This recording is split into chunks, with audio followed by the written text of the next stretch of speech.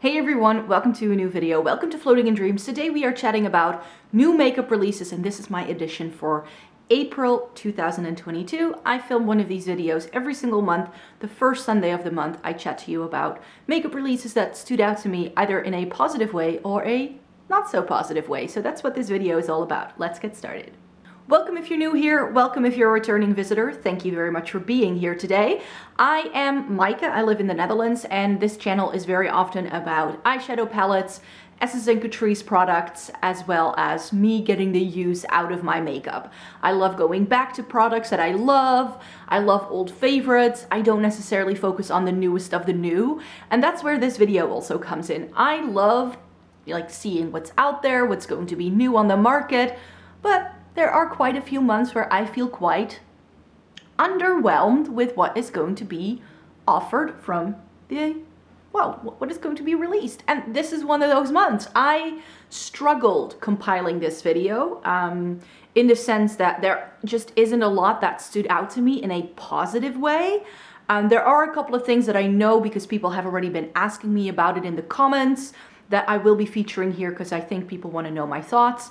I don't feature all the new releases in these videos because there's just too much and I felt super overwhelmed. So the way I go about these is in a top 5, bottom 5 style. That's what I decided for myself. But today it's like a bottom 7 and like a maybe 4 kind of situation. So got a little bit more than 10 things to talk about today, but I felt I could still talk about those things. And then towards the end of this video, I'm actually going to show you what I bought in the previous month that I got in. And I already mentioned some of these things last time because these were things that were part of my March release video that I said I had already ordered but that hadn't come in. So I will show you those towards the end of the video. But let's talk about some makeup news first.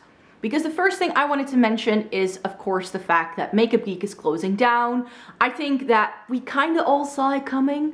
Because Makeup Geek is not necessarily a brand that has been on the forefront of like new makeup for a while now. They did a bit of a rebrand right before the pandemic hit, and of course that then really was a big setback for them, which is of course a shame because some of my favorite single eyeshadows are Makeup Geek. However, as much hype as Makeup Geek got, as someone who lives in Europe, it was always a very difficult brand for me to buy from.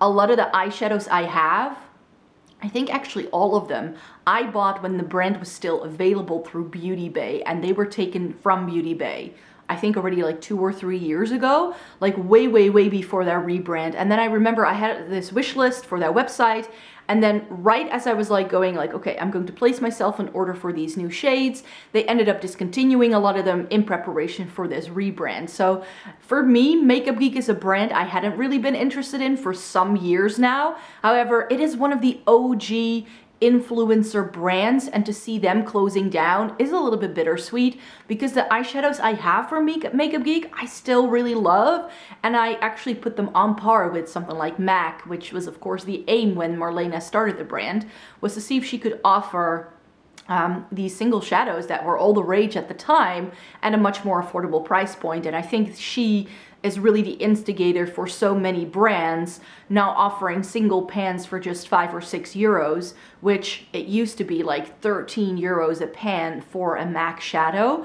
Over here they still cost that much, but I do know that MAC in, I think, the entire continental like US, I think, possibly Canada, but they did lower their prices in response to the success that Makeup Geek had. So I think Makeup Geek was a very pivotal brand to have launched, and they've really been a game changer in the industry, which is why I didn't want to just pass over this and not mention it. I know a lot of people have already talked about it, but I just wanted to come on here and give my 2 cents because even though I wasn't really shopping from them all that often, I still am going to be missing them a little bit for sure. So let's get to these new makeup releases that I want to chat about. And as I already mentioned, I have a lot of definite no's that I know I'm not going to put on a wish list, that I know I'm just not interested in, and just a small pocket of potential maybes, but that are A, difficult for me to get a hold of, or that I'm just not really sure of yet because I haven't really seen really good pictures. But the definite no's, I indeed have 1, 2, 3, 4, 5, 6, 7 of them.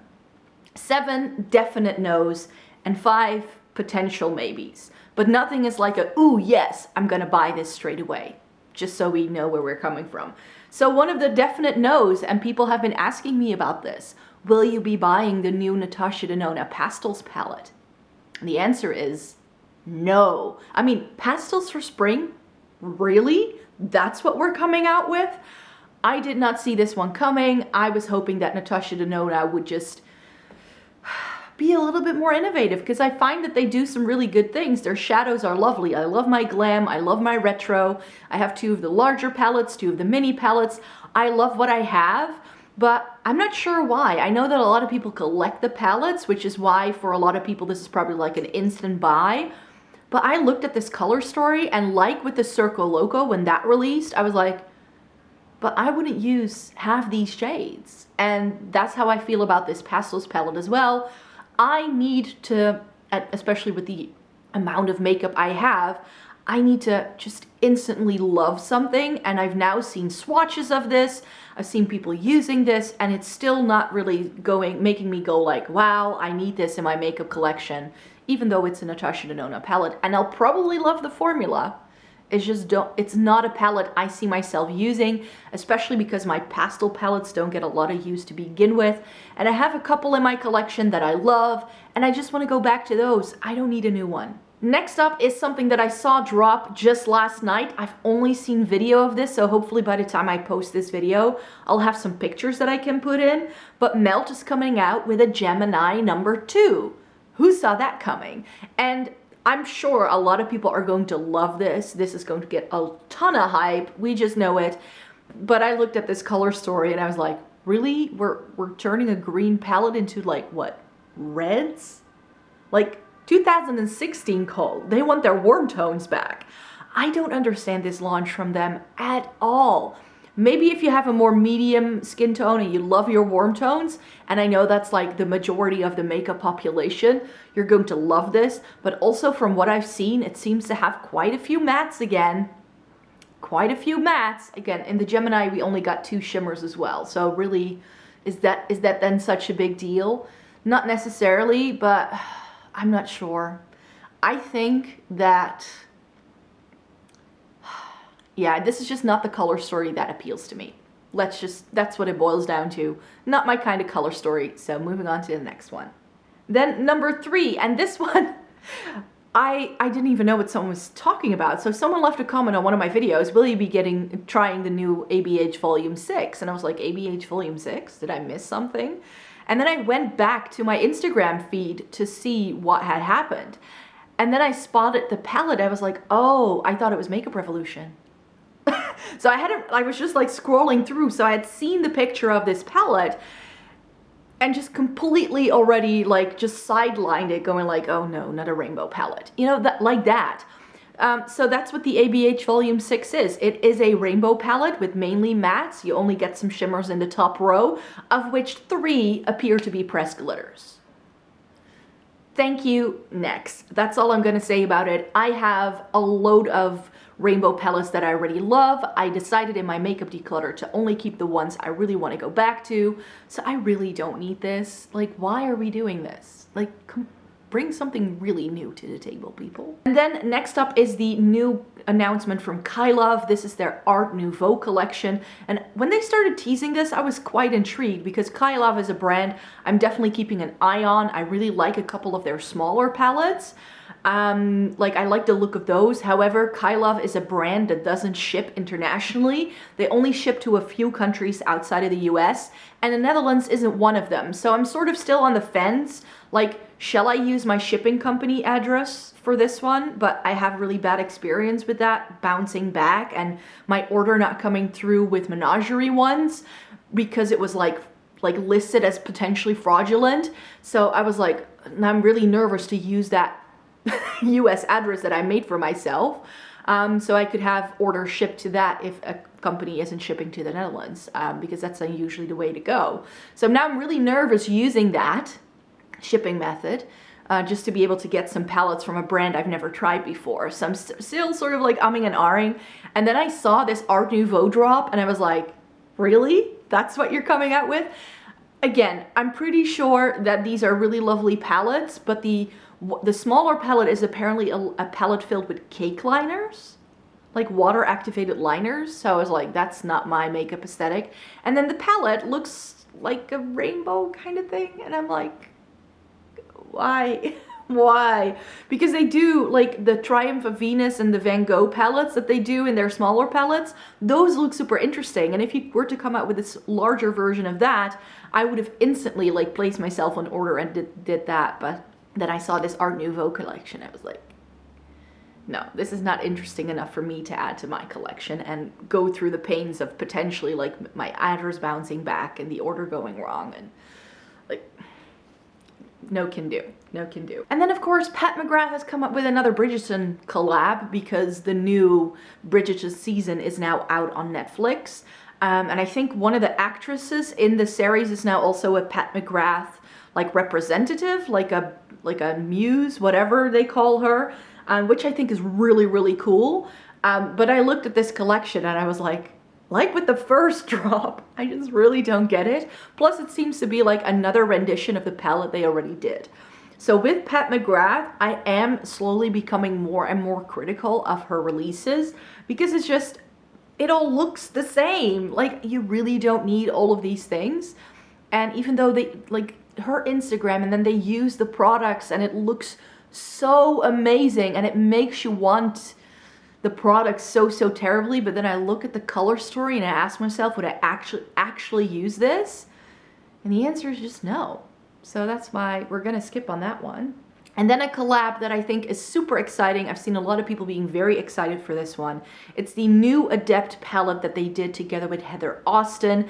I think it's really great for her that she gets her collab, but I just got myself 2 Adept palettes that I still have to try. So by the time I've tried those, this collection will have probably already sold out because that's usually how it goes. So for me, it just didn't really drop at the right time. Plus, even though multi-chromes are very much raved about in the makeup community, I feel that they're very limited in what you can actually do with them in terms of the different looks it will create. So they, like, show you all the different shifts and, like, all these swatches, but I have just found that if I put multi-chrome shimmers and even with duochromes on my lid, they don't look as distinct once you start working with them with brushes as they do in a full-on finger swatch. And that's why I still want to try my Adept palettes first before I decide whether I want to buy any other or buy them, because they are a more expensive brand, especially because they put so many multi-chromes into their palettes. So I really think it's a great release for her. Good job on you. I think I actually quite like the color story here. It's giving me subculture vibes though. It's like ABH subculture but with multi-chromes thrown in. And that's actually quite funny because that's how my favorite way of using multi-chromes is using these murky, grungy mattes and then a multi-chrome all over the lid. But I have multi-chrome singles that I already pair with my subculture. So I think I kind of already do the look that this palette would give me. So it doesn't really warrant me making a purchase anyway, I feel. Finally, I would like to chat to you about the Give Me Glow 2 Moods palettes. Now, Give Me Glow is another one of those brands that I kind of eye up in the distance, like, what are you doing? Are you doing anything that might make it worth it for me? Because Give Me Glow is an expensive brand to buy from. Not because their palettes are expensive, they are, but you get huge pans, so it may be worth it in the end. But their shipping is outrageously expensive. Just to get one palette shipped over is as much or possibly even more than the actual cost of the palette itself, instantly making it twice as expensive, plus then I would have to pay for customs as well. So that's why with, you know, the color stories that they do, nothing has come out that's truly intrigued me enough to make me bite the bullet. And this palette, when I first saw it, I was like, oh, you look pretty. It's this mauve-y, plummy sort of color story with 2 sides, one a bit more natural, one a bit more grungy. It's like melt cheese in parties, went and had a baby with Natasha Denona retro. The color story is very much up my alley. Like, this is just exactly what I would like, and I'm like, but it's big. And the cost of getting this over, I'm not sure if it's going to be worth it. So with this, I've decided to just put it on the back burner. It's a no from me for now, because I feel I just have palettes that can already do this, and I'm not getting as many like fun texture shimmers. That's really what I'm currently really into. So for me, I'm not sure whether Give Me Glow is going to be a brand I'm going to buy from anytime soon because of that reason. So that was all the negativity. Those were all of the no's. Let me chat to you briefly about the things that did intrigue me somewhat. Again, none of these are definite yeses. The first thing is the new Menagerie palette. They came out with the Sugar High. It's just been announced. I think it's going to be launched at the start of April. And when I first saw the pictures, I was like, oh, this looks like really fun, bright shimmers. And then I saw some swatches. And I'm not entirely sure now that I've seen swatches. So that's why I'm a little bit on the fence. Menagerie is another brand that's really difficult for me to buy from. I have heard, however, because they make lists on their Instagram of the products they'll restock, that the violet, not the violet ink, the second one that they came out with, like the larger palette that they launched over the fall time that has the octopus on it, that is restocking at the same time, and I have to kind of buy 2 palettes in one go from Menagerie for it to be worth it in the end, like with shipping and customs and all that in the end. So I'm sort of still like umming and ahhing, like shall I bite the bullet and buy these 2? Because they are also doing some duochromes and multichromes now that really intrigue me. So I'm still sort of on the fence about this one. But I just think that, again, these palettes, are they really my vibe? Is this really something I want to get down with? I know with Menagerie, when they launch these kind of things, you have to be really quick to get it. And I just don't have the headspace at the moment to do that. So maybe later in the year, which is why it's a maybe for now. I think I first want to see people review this to really see whether I might like it, because these final 2 color story that they've come out with are just a touch wacky, and that's how I always felt with, for instance, the Menagerie Feral palette. I had the same issue, that it looked a little crazy, but then because it was a little crazy and out there for me, I was able to make some stunning, unique looks with it, which is what I'm hoping for with these as well. So I'm not sure. What do you think? Help a girl out. Do you think I should try and place myself an order with Menagerie with these new palettes? Let me know, because I'm still on the fence. M Cosmetics, I think I featured them in last month's makeup video as well, where I was like, ooh, I'd like to try that new Masterpiece collection. And now they have limited edition Heaven's Glow blushes in their Heirloom collection. There are 2 shades. These look really pretty, and I really enjoy the Heaven's Glow blush I already own in Magic Hour. I think that's the shade I have. I really enjoy that. M Cosmetics is definitely a brand I would like to get some more products from sometime this year. Last year I think I placed an order around like this time of year, like April, May time. So they may be on the list for like next month or in the next couple of months to place an order with them. And then I will definitely be picking up one of these blushes, but I don't have to rush and get these anytime soon. Another product that really intrigued me is the new Rare Beauty Tinted Moisturizer that they announced. So with Rare Beauty, I've sort of been picking and choosing from the line what products to try. I did that with Fenty as well when they launched. Like I just go in and like buy like 2 or 3 products at a time and see what they have coming out. I know their bronzer, their stick bronzer is getting a lot of hype right now over on TikTok, I believe. And this tinted moisturizer sounds like something that I might really like. I like low coverage foundations. I will be traveling to Paris later this month, and Sephora Paris, like French Sephora, stocks Rare Beauty. However, we're very much behind on releases. So I'm hoping, fingers crossed, that this comes to Europe as quickly as it does in the US, so that I can hopefully try some testers and then maybe place an order or maybe already pick it up. Because Rare Beauty is so difficult to get in Europe, very often to stock in stores. If you go to like the Sephora on the Champs-Élysées in Paris, most of it is out of stock. They'll just have testers and then you need to go online and order it. That's how I did it last summer, because they launched in Europe in July, I believe. So they've been around for less than a year. So they're very much like an it brand that everybody's trying to get their hands on. But yeah, this is definitely something that I'm like, yep, if I can get my hands on this, but I'm not sure when this will launch over here, because I don't have that info, then I definitely do think I want to try myself a Rare Beauty base products, because I've tried their cream blushes, their liquid blushes, some of their lip products. Those I all really enjoyed. They are some really good products. Rare Beauty is definitely a brand aesthetic that I can really get down with. Next up is a new launch from Charlotte Tilbury. I should say Charlotte Tilbury. Everybody keeps correcting me.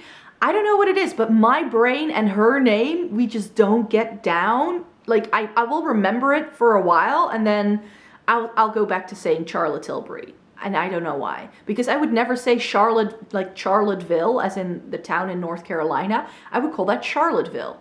So why do I call her Charlotte Tilbury? Probably because there's a T in her last name. I don't know, but my brain is making a really weird leap whenever I say that brand name.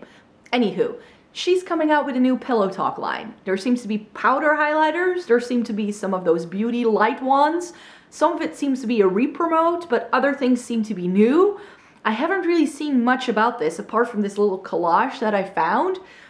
But, you know, Charlotte, she's my gal. I love her luxury makeup line. I have picked and choose. This is another one of those brands where I pick and choose over time what I would like to try. I buy from the brand like once or twice a year, and then I get a few bits and bobs, especially in the Black Friday sale, because she usually has some really good deals over on her official website. But it's also a counter I love visiting whenever I encounter it in store. I like going there, swatching. The ladies who work at the counter are usually really nice as well, especially ones here in Rotterdam. I always have a good chat with them about makeup.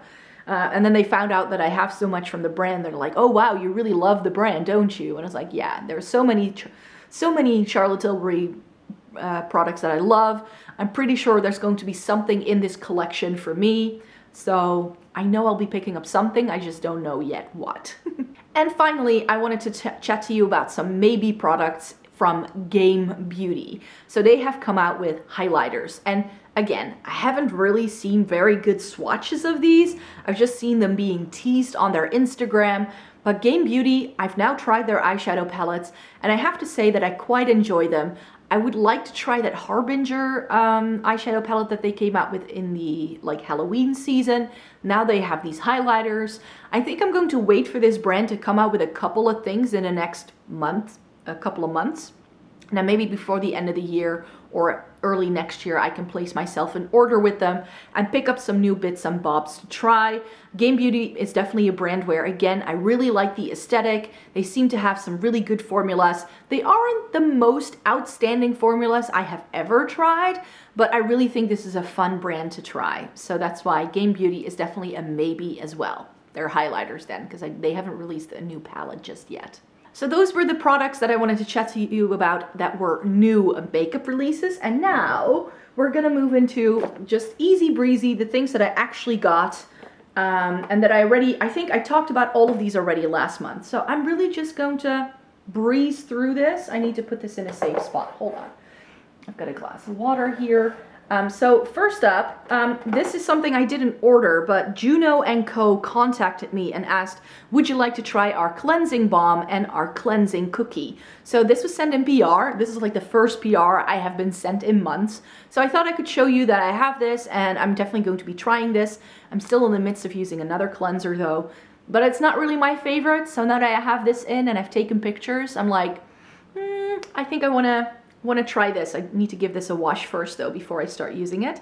And then I can write a blog post on that. In case you don't know, I do try out quite a lot of skincare as well, but I post those reviews every single Friday over on my blog. So I don't really chat a lot about skincare over on this channel because those videos don't tend to do very well unless I do very particular things. But yeah, skincare content is definitely something I sort of dabble in every once in a while, but my skin is just not the best for trying loads of different skincare products, which is why I try to keep it on the down low.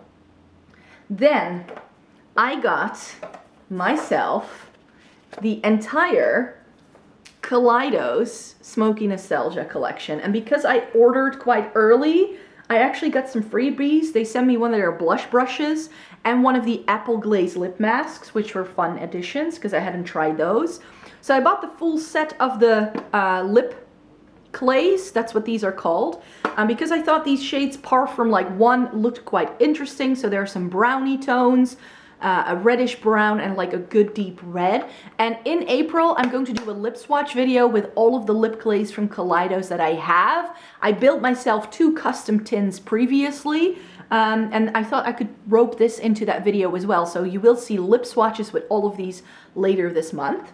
And then I bought both of the eyeshadow quads that they do. So they didn't put the names on these, so that's a bit of a shame. But this is, I believe, the Cold Brew, which is cool tone browns. They hurt my prayers. And then this shimmer sadly pulls a bit pink, which I didn't love, but I'm pretty sure it's going to be pretty on the lids. It's a good everyday palette, I think. And then the Black Jasmine is their black and gray palette with a stunning shimmer in the silver, and also this black is really, really intense black. And I really like the packaging of these. It has this like lacy detail. And then they also did blushes, and I really wanted to try some things from Kaleidos that weren't eyeshadows or lip products. So when they did blushes, I was like, okay, I'm just going to try all of them. Again, no names on the packaging, so I don't know what these are called, but they do this like pinky peach. They do a brighter orangey peach. Then they do this like nude brownie shade. A bright blue tone pink, and the pièce de résistance, a red, which is very muted.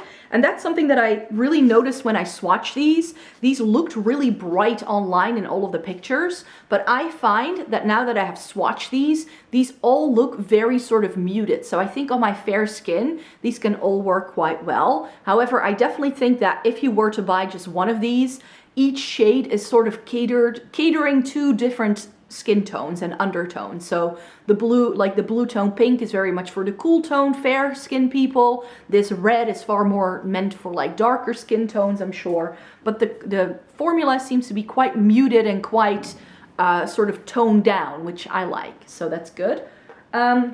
Then the only thing that I bought that wasn't super new, but because I tried this brand before, I wanted to try some more. And when they restocked, I'm talking about Unearthly Cosmetics here, when they restocked these 2, I knew I wanted to try them. So because I love the Fairy Frolic and the Serendipity, which is now called their Poison Apple palette. So this is the Strawberry Milkshake, which looks like that. And I also finally got my hands on the Lure palette, and especially those shimmers. I've heard so many people raving about these. I do feel that these may be a little bit more hardly pressed. Like they're harder pressed into the pen than the round pans I have in the Fairy Frolic and the Serendipity palettes that I already have. So the formula feels a bit more stiff, but that could actually help the blendability when you stick a brush in. So I'm really curious to see how I fare with these. And then I did buy myself the new Odin's Eye collab with Angelica Nukvist. This is the Hella palette. And this is like, I now have my green and pink fix for sure.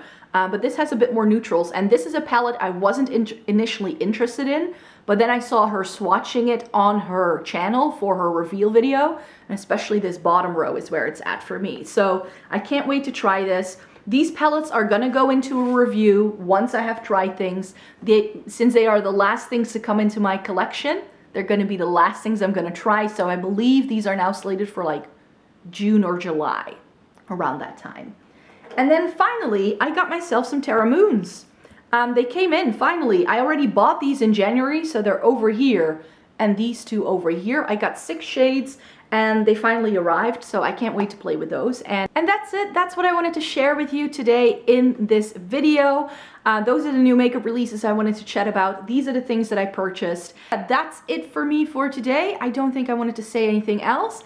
Thank you very much for being here. I hope you have a great Sunday. Subscribe to the channel if you'd like to see more by me. I'm making 3 videos a week, but since it's April and I kinda did you short on the eyeshadow palette content in March because I was doing all of my declutters, I decided that this month I'm going to be doing eyeshadow palette week. So you're going to get some extra videos in 1 week, which is going to be like the 2nd full week of April, I hope. So starting April 11th, we'll get nothing but eyeshadow palette related content. So I hope you would like to stay tuned for that. Thank you very much for being here. I hope to see you in my next video. Bye-bye!